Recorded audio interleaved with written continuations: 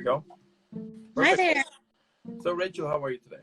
I'm good. How are you doing? I'm doing good as well. I mean, Sunday morning, so what a better way to spend a good morning talking about arts, movies, with a cool person like you. What else can you ask? You know what I mean? Sounds good to me. Sounds like a plan. So, welcome to the show. It is so cool and lovely to have you here. Thank you so much for being here. Now, before we start, I have to give you a proper welcome for someone as awesome as you. If you have seen some of my episodes before, you know exactly what I'm about to do. If not, that's fine. Let me show you.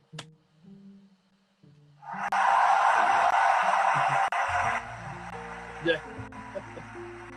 love. Amazing, I know, right? Yeah. There we go. There we go. That's the spirit. So, starting with everything here, tell me how your acting career started. Well, I think acting careers start a bunch of times. Like, I feel like it started when I first got into an acting class, and then I feel like it started again when I first got a role in a play, and then when I first moved to the East Coast and working there, or less, the first time you get something in film. So it feels like there's a lot of firsts and a lot of starts, and I think there's always a feeling when you're an actor that there's like something else, some other level that you want to get to. But like the actual very, very first thing I did was take an acting class, and I was 13. Yeah. Perfect. And at first, when you were recently started, what kept you going to continue growing your career? Because it happens to all of us, right? Whenever we are starting something, at first it's just not very, it gets super discouraged, it's not very happy. Yeah. You know what I mean? So what kept you going? I think just love for it, and just always feeling like I'm always learning and growing. And that can also be frustrating. Sometimes you're like, oh, I know so much more now. I wish I could go back and do that job before. But that's also what's exciting about it, is that it's always, there's always more to learn and to do. And I love doing it. That's perfect. So in 2003, you were in Straight Away. So was that like one of your first projects? And what are some of the things that you learned, from those first experience to start to be like, oh, I got it, so I got to do this, what are the things that you learned, basically? I love that you mentioned that. That is my first IMDb credit that I got, and it was actually a student film, a short film, with an incredible writer and director and cast. My friend Graham Sibley is also in it. And fun fact, an actor named Chili Bowles. He actually helped write the story as well. And I learned a lot on that. It was one of my first roles on camera, and it's so different than the theater stuff that I had until then. And I learned about like the stamina it takes to keep going and stay, in an emotional and vulnerable place, even when you're shooting. It was a night shoot, and it was very cold, all the technical things on set, and it was very challenging, but I think it turned out great. And it was also one of my first times that I realized a really specific type that I play. Is like a lady who seems to have it all together, but she's really falling apart on the inside. And it was a character who was like secretly drinking, and it was just like a lot of stuff of like, oh wow, this is kind of a little niche of mine. I liked it. Perfect. So later on, you were in Huge. Now, tell me, like, what are some of the things that you usually do to prepare a character? I understand, of course, that it depends on the role, basically, but what are some of the first steps that you usually do to kind of create this story for the character, or where does she came from, or where, all of those emotions that the character, you need to kind of set it, prepare, what usually sets you to start? That's a good question. That character actually on Huge was pregnant, and hugely pregnant, and I was newly pregnant and not really very much. And I felt like in order to be more in line with where she was emotionally, I needed to kind of physically pad myself. Like I wore a pillow, I put a pillow under my clothes so that it was because it wasn't showing, my belly wasn't showing very much, so I wanted it to be really big. Yeah. Because certain kind of vulnerability that comes with that stage of pregnancy, Totally. and just the emotions and the hormones and everything is just so wild. And so sometimes, you know, you have to work from the outside in and say, what is this character physically? And for me, it was that. And you go, you know, you have to wear a pregnant belly if you go on a pregnant audition. But for me, it helps to kind of feel that, literally and figuratively, the weight of the situation. Yeah. Okay. Okay. And like when you're on the process, you know, when you're like on this process to create the character, what do you think is one of the important things to make it relatable?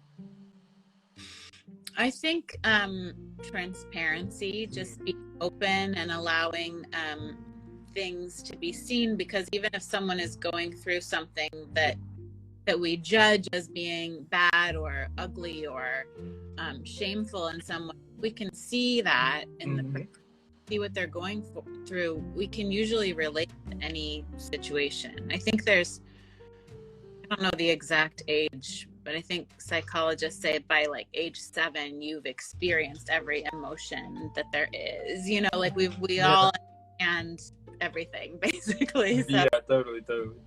we are open and showing what we're going through, then the audience and the camera sees it. Perfect. Yeah, because we all want that character, you know. We all want that character in which we can totally be like, I can totally see that character walking on the street. You know what I mean? I can totally see the character like talking with that character, and it's really cool whenever well, you as an actor create this this connection, you know, even though that is for a movie or for a TV show, you create this connection with a character and make it relatable. It's so cool. Yeah. Thanks. Yeah, it's great. Now, you were, I mean, later on, you were in Parks and Recreation, Heart of Dixie, The Fresh Beat Band, Parenthood, The Golden Age, Monday. I mean, the list goes on and on, of course. But tell me, like, what are some of the things that you usually do before shooting a scene? You know, do you have like, let's say like a ritual or something like that? You know what I mean? Because, for example, some might say, I listened to music before, or depending on the scene, I'm gonna choose a playlist, you know, to listen to it so I can set the mood on. And like, but for you in this case, what are like some of the things that you usually do? Yeah, I think it varies depending on the job, and often, you know, especially if it's like a one-day job where you're just showing up and getting to do like one day on set, where everybody else, it's kind of like their day-to-day job, their grind, you know. So for you, it's super special, and for them, it's kind of like another day at work. And I think just kind of trying to be present and trying to enjoy it as much as possible.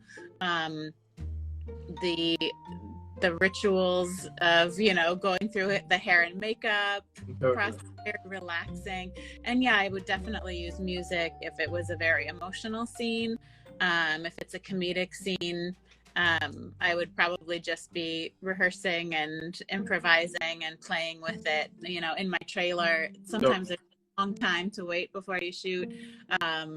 But yeah, I think every set is different, and you just kind of have to be present and aware of what you're going through. I had an experience recently where I all of a sudden felt very nervous, and I don't usually get nervous on set. It's just like, well, I've got the job, I'm going to do it. And just kind of like processing and being aware of what's going on in your body, so then you don't show up to set just like completely shut down, like panicked. But yeah, it's different every time. Yeah, totally. I mean, we all have those moments, right? In which, I mean, that even though that we have done the same thing over and over, there's always a moment in which you're like, oh, you know, you're like, something's wrong here. You know what I mean? It is so fun. Yeah, I think in that case, it was the character that I was playing was very coming from a place of fear and very closed down, and it was an aspect of her that I hadn't really thought about consciously until my body was kind of doing it for me, and I was like, what is this? Kind of cool. Creativity. So cool. Yeah. That's so amazing. So then later on, you were in Kiss Me Gordon, Mob City, The Right to a Right Life, Killer Party, St. George, Dig to Graves, Two Broke Girls. big time in Hollywood, especially for both Bernie's Wonder Years. I mean, again, the list goes on and on. But tell me, what do you think, like for a project, either for a movie or a TV show or even a play sometimes, what do you think it's, yeah, like one of the most important things or an important aspect for storytelling? Oh, that's a good question. Killer Party is actually a movie that we made, my husband and I and a bunch of our friends. And so I kind of got to be in on all the different aspects of storytelling for that, from casting to wardrobe and fundraising and all that stuff to put it together. And I think, yeah, just having real clarity about the story that you're telling, if you are the storyteller. Usually as actors, we are part of telling the story. And and we're often a small part of it, or we're often serving someone else in the story who has like a more of an arc. If you've ever listened to Audrey Moore's podcast, she has a podcast called Audrey Helps Actors. And she has several episodes about the story and about how we can approach it as actors. And she's just very crisp and clear about knowing, like, you know, sometimes you're just there to move the story along, or sometimes you're there to show a certain aspect of one of the in it, stuff like that. And you know, in college you learn to break down, you know, a whole script, you know, something by Ibsen or Shakespeare, and you know, the classics, and you can break everything down story wise and script wise, and then you have to still be able to apply those skills to a one-line part or a commercial, or, you know, the character that only shows up here and there. Those skills, having the entire story in mind, and then knowing where you fit in it, being real clear about it. Okay. Wow. That's so cool. So, again, later on, you were in more projects. I mean, you're killing it here, basically. You were in Speechless, Bear City 3, Class Dismissed, Great News, Wild Honey, Stop the Bleeding, Will Natives, Single Parent. But I wonder, like, what are some of the different things, let's say, or like, what are the differences between a set for a movie and the set for a TV show? You know, I've done much more TV than film. I have limited experience to speak from, but the films I've done have been so different from each other. You know, I did Bear City 3. We were out, you know, on a campground where we were living all together for like 3 weeks, you know, out in the Poconos, which was like amazing. It was so relaxing, and we were all so bonded, and we, you know, we were playing family, and we felt like family.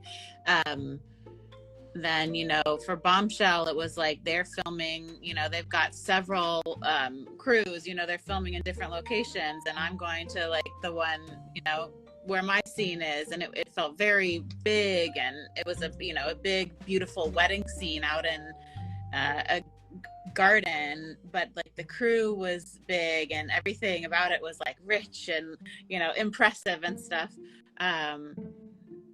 And then I've done, you know, no budget or very low budget films that felt like, you know, you're just playing with your friends in the sandbox. Yeah, so of course. It's gamut. And I think with TV, because it's usually an ongoing thing, or to be that, you know, when I was on Two Broke Girls, that was like, they're like a machine.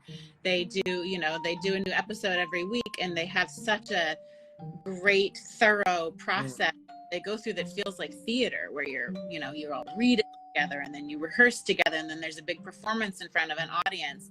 But then there's other shows that don't have a live audience, and they're, you know, just kind of slotting in these characters into these scenes as they go along. It's all very organized, and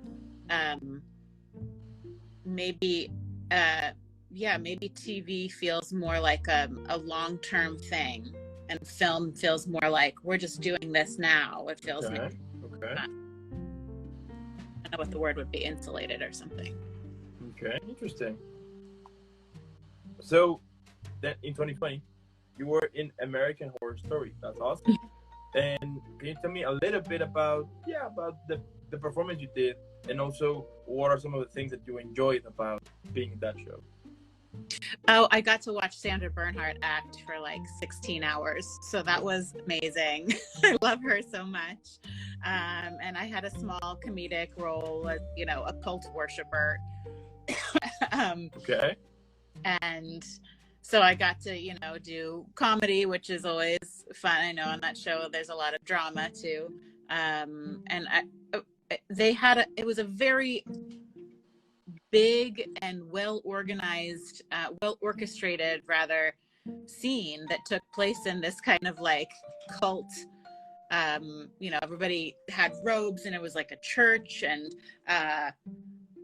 there was just so much action going on in different points. And I think if I was watching it at home and hadn't been a part of it, I would think, well, they set up this part and they filmed that, and then they set up this part over here and then they filmed that. No, they went for it. They went for like the full experience. They had everybody working together at the same time. The characters coming in the back having a scene while these characters up here were, you know, of course the camera was focusing on different parts at different times.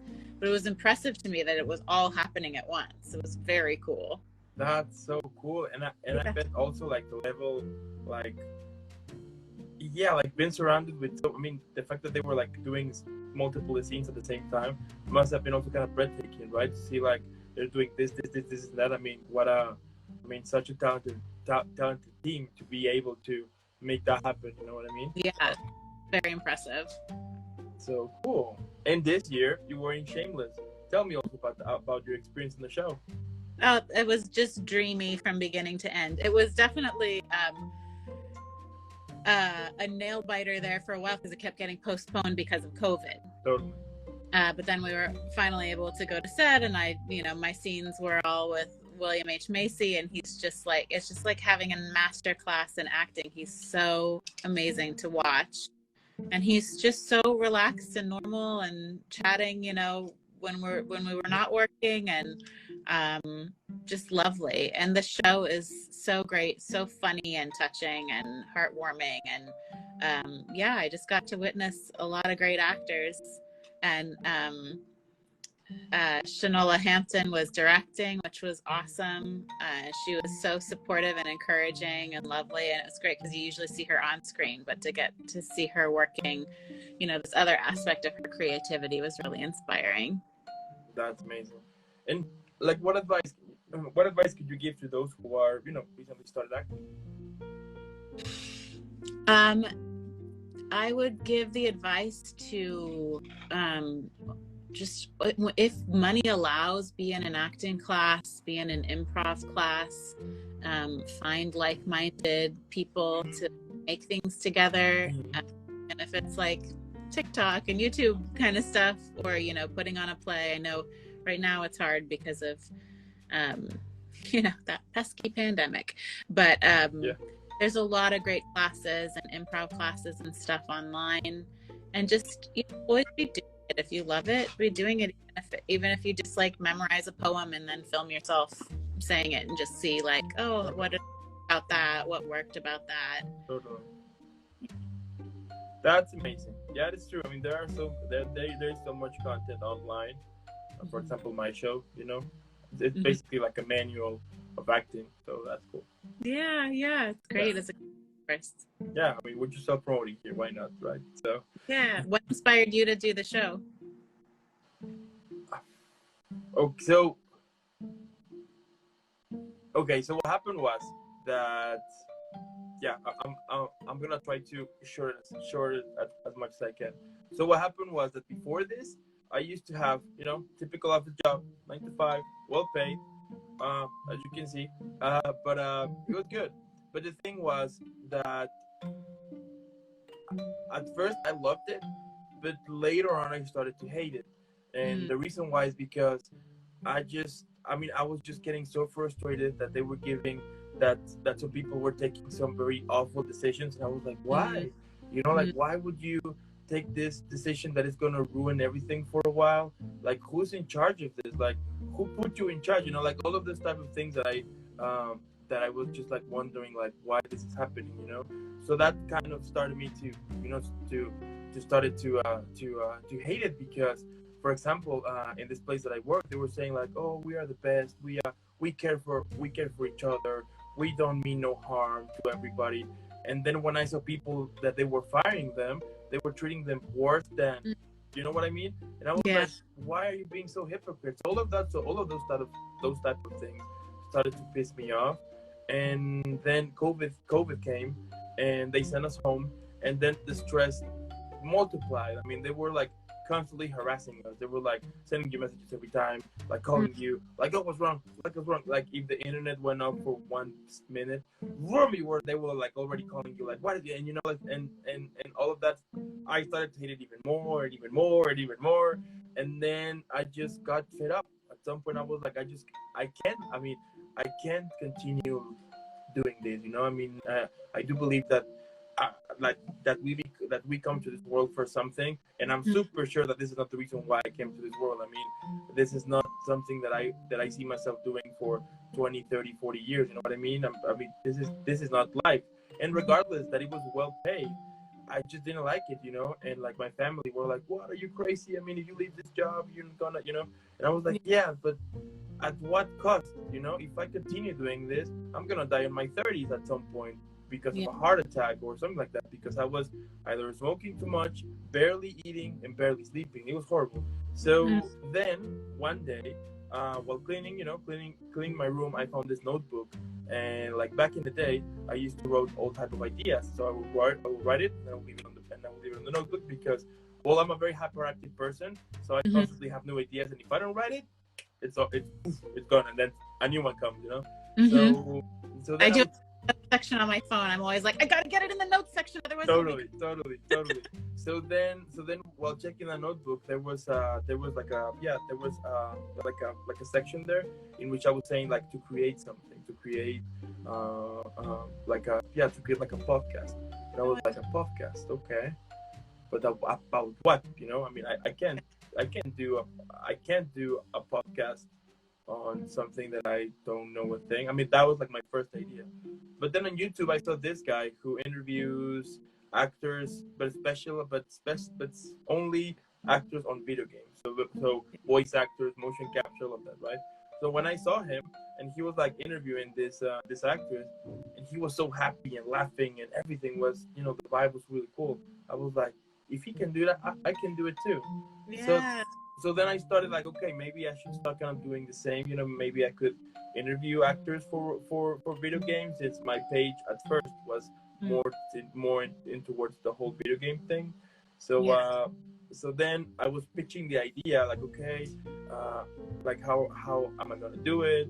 Like how is it gonna be? You know, and on the process of doing that, then Thursday, I believe, or Wednesday or Thursday, something like that. I was like, okay, I got the idea. It's time to send messages. So I started to like send messages here and there, and that was, I think, on Thursday. And then on a Friday, they fired me in this place that I used to work. Yeah, they on a Thursday they were like, hey, we need to go to the office because, you know, there's like some training. And I was like, training? Yeah, there's just some training here. And I was like, okay. And at first I was like, something's up because this is not normal. But I was like, okay. So I went there and everything was normal. And then they called me to the HR offices, and then they were like, yeah, you know what? I mean, we just found out that you. What ended up happening basically was in this job that I had, I used to.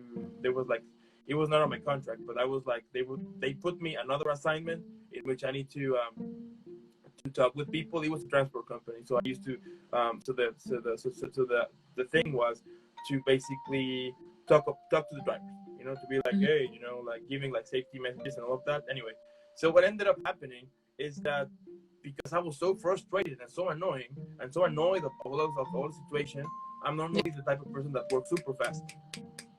But unfortunately, on that case, I missed a couple, and I put on a report that I called them, but I missed them there.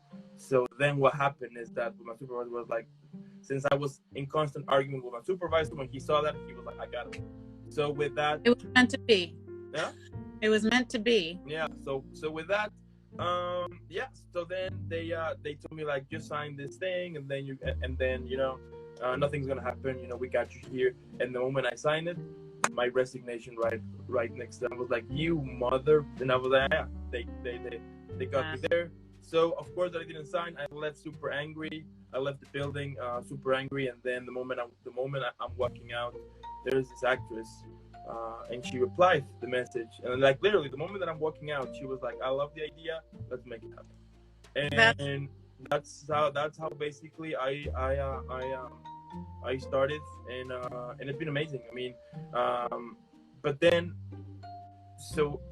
I was, but yeah. So on the process, then okay, so I got voice actors here for video game, but then I realized that why not interview all type of actors?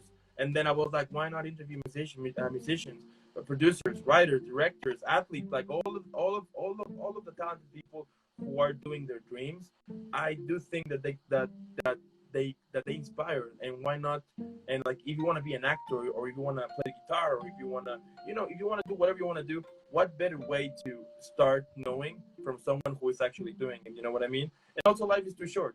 Life is too short, and after this whole situation with this crappy job, and the way that they treated me, I was like, okay, so what? So you're gonna work in this company for what? For a couple of years, but the moment they don't like you, or if the supervisor don't likes you, or somebody on top doesn't likes you, they're gonna find something to get you out of it, and they fire you, they left you in the street, and then what? You spend a couple of years there, and like, what is the legacy you leave? Like, what is the message you leave? So I was like, okay, so maybe the podcast is a career now, and I've been, of course, that I've been doing this for 6 months, and there's like a lot of things that I need to learn, of course. But it's well, like, one of the new things that I like is that from the first episode to this one, I've seen that there's like a growth, either on the graphics or in the editing for the videos, or the editing for the podcast, or like promoting stuff like that. And it's cool because if you see the first images for the first episodes, they were horrendous. But it's part of the process, right? So. Yeah, it's all growth and learning. That's so exciting. Yeah. And as I said, it's really cool and it's inspiring. And it's inspiring. So I mean, it is really cool, the fact that with this podcast, what I'm trying to show is that you don't have to have this amazing last name on your name, or this connections, or this amount of money. That everybody can do whatever they want. But of course, there's a process here, right? Because for some people might say, yeah, I want to be an actor, but I got paid to bills, and that's like, yeah, that's fine. You can get a temporary job, pay bills, and on your free time, you go to an acting school, or you start to see, like, there are so many things that you can make things happen. And I've been learning that too, because I found recently a temporary job, which is fine. They pay the bills, which is good. But it's work. So in the morning it's work, and then on the afternoon, evening, it's this work. So it's work. But it's possible. It's possible. Yes. And if you love it, you always find time to do it. So yeah, that's awesome. Yeah. Thank you. Thanks for having me. No, thank you so much for accepting here. I mean, what better? As I said before, I mean, it is really cool to speak with someone who is actually doing things. And as I was, doing the whole research, and saw your I mean, and saw all of the credits here, I was like, she's killing it. She's really a rock star here, and that's really cool. And I'm super sure that a lot of people sees you as an inspiration, or at least they rely on you and be like, if she can do it, I can do it too. And that is kind of the message that we should spread, that everybody can do whatever they want, but life is too short. So, and it doesn't matter what you want, as long as it is what makes you happy. Mm-hmm. Yeah, I teach a commercial acting class at Stan Kirsch Studios. So if any of your listeners want to learn more about acting, or specifically commercial acting, I do a lot of commercials, and it's all on Zoom. So there's just like, I really do believe that anyone can do it, and everyone should do it. I'm like, I think we need you. I think we need your voice, Dan, in the podcast world. And I think we need people who are drawn to acting to do it. I think you're right. You're drawn to it for a reason. Yeah. I mean, as I said, I think we all come to this world for doing something, but it's up to us to discover what's that something. I mean, it's not gonna be for free. Like, this is your path. Go take it. Good luck. Right. I would love they would be like that, but it's not the case. We gotta find it for ourselves. Yeah, totally. But yeah, And tell me, like, if you could describe your career at the moment on a movie, TV show, or book, what would be the title of it? Um, I, I'm not very clever with these kind of things. The movie I thought of was You Can Count on Me with Mm, Laura Linney and Matthew Broderick and Mark Ruffalo, and yeah, I'm just ready for all of it. I'm here and I'm ready for all the shows and the films and commercials, and I think I'm a good, reliable actor. perfect. Love it. I love that. That's amazing. And if you could describe your career also, but on a drink, which one would you pick? Well, I'm from Sonoma, so I would probably choose like a nice, sparkling, bubbly Okay. wine from Sonoma. There you go. There you go. It's nice. I like that. I like that. That's cool. That's cool. And like, what motivates you? We all have those days in which we feel like crap. Basically, we just ask ourselves, what the hell are we doing? Did we choose the right career? Am I wasting my time? Nobody likes what I do. I don't get like more awesome projects. What is wrong with me? Is there something wrong with like all of Yeah. those toxic thoughts that basically that basically break you. But what makes you to go out of those toxic stuff and be on, like, what? I just do this because I love it. Yeah.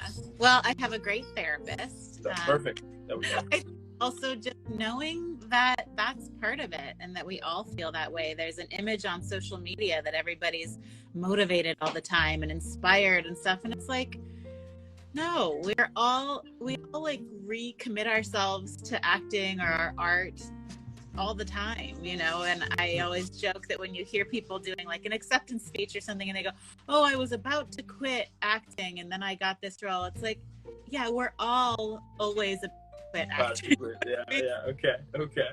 You renew your vows to acting all the Yeah. time, so it's tough, but that's part of it, and that's also part of just the human condition. I think in any career or in any art, that's what people are going through, and you have that and that experience, even if it's like painful to you, you have that to bring to the stories that you're telling and the characters that you get cast in. Totally. Wow. I always said that therapy, that everybody should take therapy at some point. Yes. Therapy it is cool. It is. Yeah, I know what you mean. Yeah, it is the place. Everybody should take. I mean, if you're watching this right now, after you're watching, go take therapy. Yeah, I've never even met my therapist in person. It's all been online during COVID. Oh wow, yeah, that's so cool. Yeah, any great. Wow. And like, my last question here, Rachel, is what can we expect from you in the future? Because, well, I mean, New Year is New Year is right next to the corner. So what can we expect from you in the future? Oh, just to be in every movie and every show is what you expect to be. There you go. Actual projects I have lined up. I'm going to be on the new show called From Scratch, Zoe Saldana's new show. That'll be on Netflix. And also Promised Land, which takes place in Sonoma and stars John Ortiz, who's an amazing actor, incredible theater guy. And that will be on ABC. I believe it starts in March.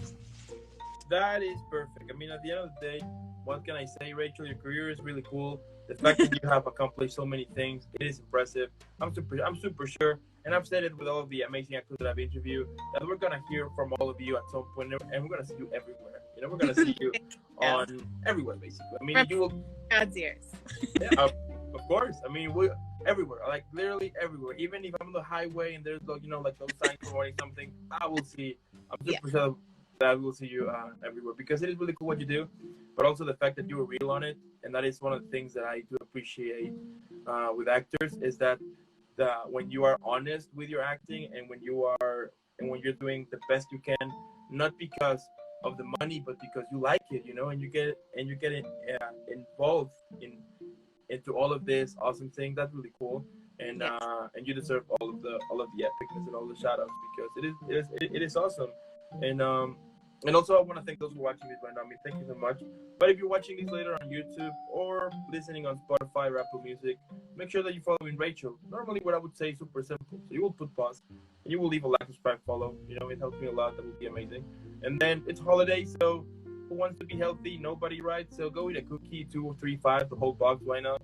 And then once you're full and you can't move, then that's the right moment that you're gonna grab your phone and you're gonna follow Rachel. You're gonna leave a million likes. You're gonna make sure that everybody knows. You know, share it with friends, family, with everybody. You know, and then come back. And again, Rachel, thank you so much for being here. And before I send you off, I need to send you off properly. So. And you know, Colleen Foy is on here. You should get her interviewed as well. She's an amazing actor. Absolutely, absolutely. I'm gonna make sure that happens. Awesome. Let's make it happen. Let's make it happen, Colleen. I'll be sending you a message soon. Count on that. But yeah, so